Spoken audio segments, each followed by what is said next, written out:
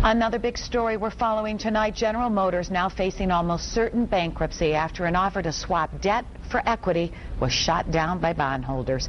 The automaker says too few bondholders agreed to exchange $27 billion in unsecured debt for 10% of company stock. It was a deal crucial to the company, which faces a June 1st deadline to reorganize or file for Chapter 11 bankruptcy protection.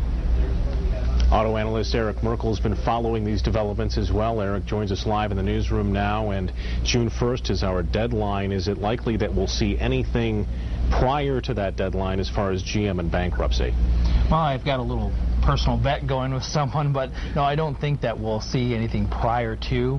I think it'll probably happen on Monday. I think that's everything is being structured for that date. This debt swap and its failure, their failure to get the bondholders to sign off on it, is that kind of the last nail in the coffin for GM here? That was the last hurdle. Unfortunately, that was the biggest hurdle, and they're just not going to overcome that. Now, there could always be some 11th hour decision where, you know, the administration and the president all of a sudden they decide that, you know, given the weakness in the economy, that we can't take that kind of risk. But unfortunately, I just don't know that that's going to happen. I'm 99% sure we're probably going to go down the path of bankruptcy, and I'm very concerned about that, and I think that there's a tremendous risk, and I don't think it should happen. Eric, I know that you and other analysts were looking at Chrysler as kind of the litmus test for a GM bankruptcy. Chrysler isn't even out of their court proceedings yet, and GM seems to be hurtling towards bankruptcy.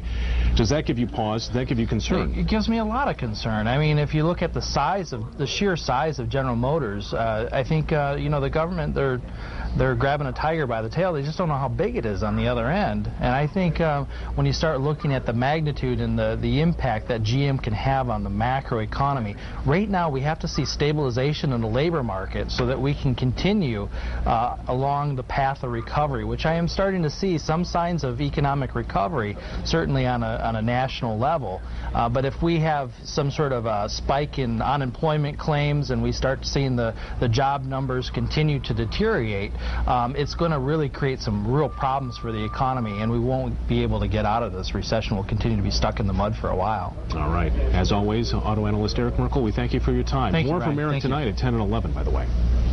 Thanks, Brian.